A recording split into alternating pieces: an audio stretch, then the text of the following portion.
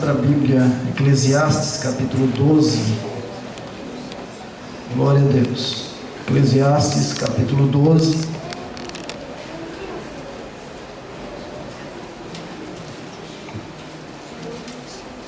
Versículos 13 e 14. Glória a Deus. Eclesiastes, capítulo 12, versículos 13 e 14. Amém? Vamos ler a Bíblia, que diz assim: de tudo o que se tem ouvido, o fim é: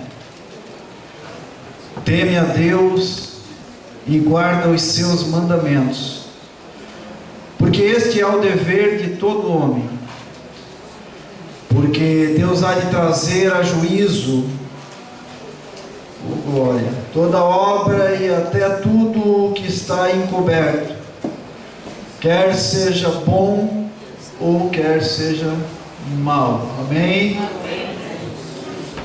Essa palavra vem falando comigo aí alguns dias, né? E a gente sempre está com os ouvidos abertos, né, para ouvir a voz de Deus, ainda que muitas vezes a gente não consiga isso, né? Mas o Senhor tem falado a respeito desta palavra, e hoje eu estava meditando alguma coisa a respeito dela, do dever do ser humano, da humanidade, né?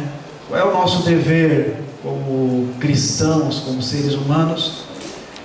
E aqui Salomão, na sua sabedoria, né, o escritor, ou Eclesiastes, que significa pregador, orador, ou uma pessoa que é encarregada em reunir um grupo de pessoas, um auditório, e assim dirigir-lhes a palavra, né, uma palavra aqui com sabedoria.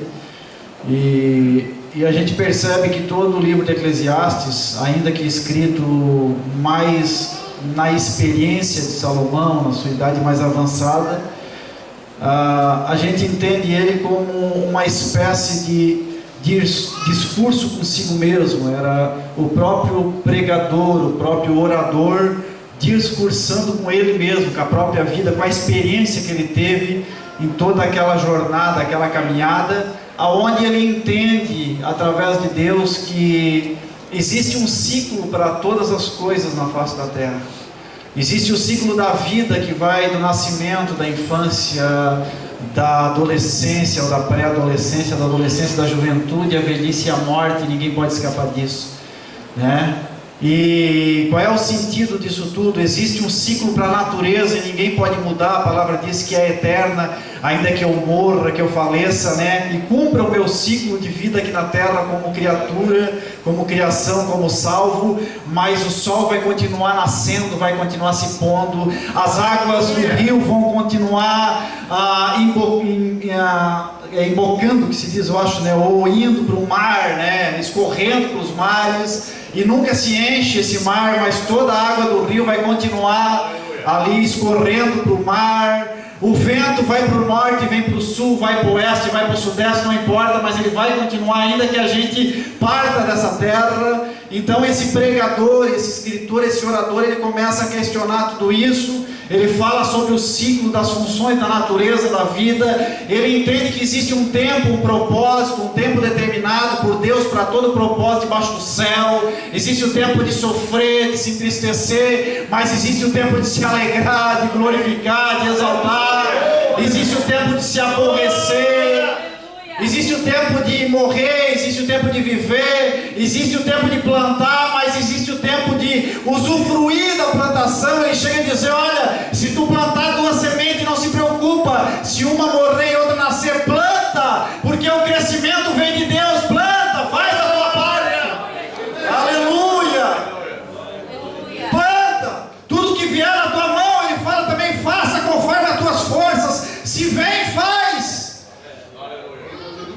Se abriu a porta de zelador, trabalha de zelador, porque é o tempo de Deus na tua vida. Mas se abrir a porta para encarregado, aleluia, trabalha de encarregado, porque é o tempo de Deus.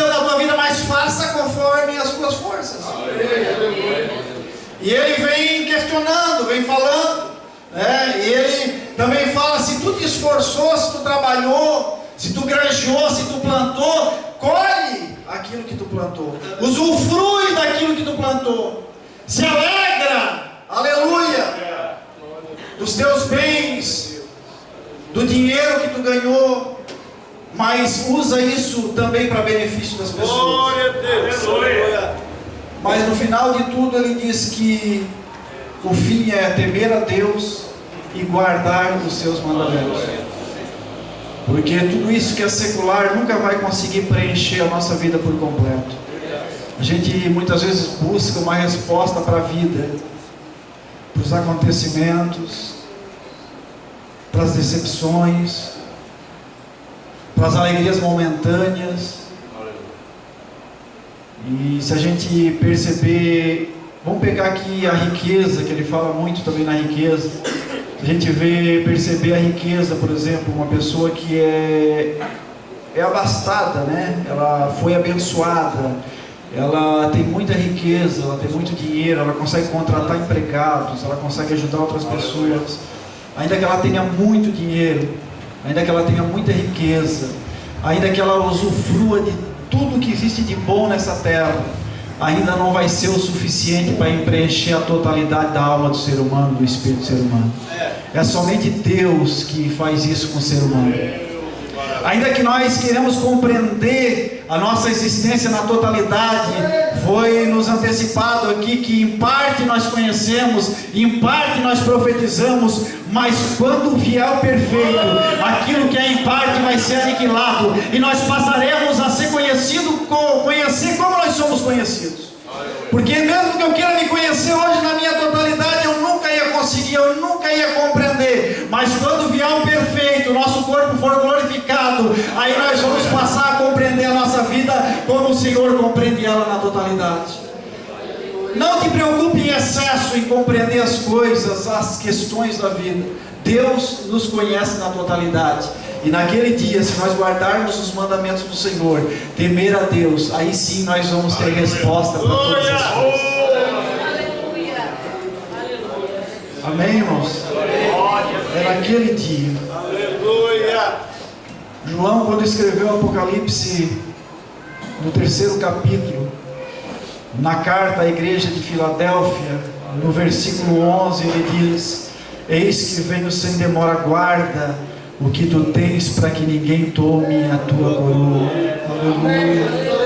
O próprio Salomão, quando escreve Provérbios, no capítulo 4, no versículo 23, eu anotei que ele diz: sobre tudo que se deve guardar, guarda o teu coração, porque dele procede as saídas da vida. Aleluia. Guarda o teu coração, guarda o teu pensamento, guarda os teus sentimentos em Cristo Jesus. Continua assim, que Deus vai dar vitória para nós. O ciclo da vida, ela vai terminar, ela vai se cumprir, não tem como evitar isso. Aleluia. Hoje eu tenho 45, mas daqui 5 anos eu tenho 50, daqui a pouco eu tenho 80, e daqui a pouco vai se findar essa vida aqui. Mas se nós guardarmos, temermos a Deus e guardarmos os seus mandamentos, nós vamos para a glória, e lá nós vamos entender tudo o que nós temos no mundo. O apóstolo Paulo, no encerramento do seu ministério, ele diz: olha, eu combati o bom combate. Ele teve sofrimentos, naufrágios, foi chicoteado, levou surras, mas ele cumpriu o ministério. Ele diz: olha, eu combati o bom combate, eu acabei a carreira, mas eu guardei a fé até o fim. Aleluia, eu guardei a fé, porque ele tinha uma convicção. É isso que nós precisamos fazer, temer ao Senhor, que é o princípio da sabedoria. E o temor do Senhor consiste em aborrecer o mal. Enquanto nós temermos ao Senhor, nós aborrecemos o mal, aquilo que nos prejudica, e guardar os mandamentos do nosso coração. Amém? Que Deus possa abençoar os irmãos grandemente.